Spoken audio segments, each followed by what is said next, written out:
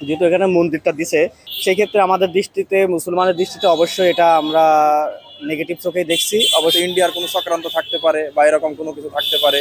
কোনো টাকাই মন্দির না দেওয়াই বেশি। যে 20 টাকার নতুন নোট মানে তৈরি করা হয়েছে, তার সাথে অনেকগুলো নোটই তৈরি করা হয়েছে, তার ভিতর 20 টাকার নোটটা নিয়ে একটু আলোচনা বেশি হচ্ছে।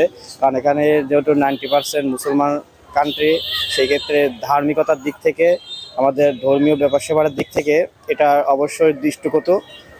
যেহেতু এখানে মন্দিরটা দিছে, সেই ক্ষেত্রে আমাদের দৃষ্টিতে, মুসলমানের দৃষ্টিতে অবশ্যই এটা আমরা নেগেটিভ চোখেই দেখছি। অবশ্যই চাই সরকারের কাছে এবং প্রধান উপদেষ্টার কাছে যেটা এটা পরিবর্তন কিছু আনা দরকার। কারণ এইটা একটা ইস্যু করে যাতে বাংলাদেশে একটা বিশৃঙ্খলা সৃষ্টি হবে এমন কিছু আশা আমরা জনসাধারণ না করি।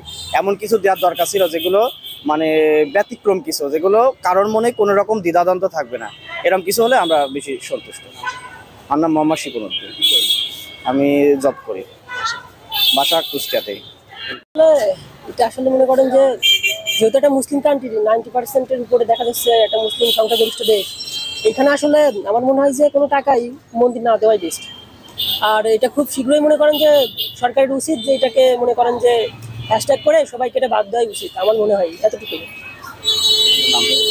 আমার নাম আলামিন, বাসা ঝিনাইদহ জেলা, শৈলকুপা।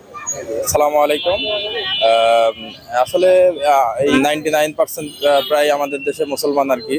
তো সেই হিসাবে আমরা 20 টাকা নোটের উপর যে মন্দিরের ছবিটা আমরা দেখছি, এটা আমরা আশা করি না আর কি।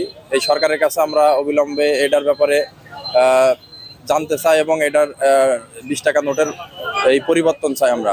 ওই কোনো মসজিদের ছবি দেওয়া হোক বা অন্য কোনো একটা আমাদের ঐতিহ্যবাহী কোনো কিছুর একটা পিকচার দেওয়া হোক, কিন্তু এই মন্দির হয়তো ইন্ডিয়ার কোনো চক্রান্ত থাকতে পারে বা এরকম কোনো কিছু থাকতে পারে। তো অবিলম্বে আমরা এই টাকাকে আমরা অপসারণ করার বা বাংলাদেশ ব্যাংকের ইয়েতে নেওয়ার জন্য অনুরোধ করছি এবং আশা করছি খুব শীঘ্রই এই নোট পরিবর্তন হবে এবং নতুন একটা 20 টাকার নোট বাজারে আসবে।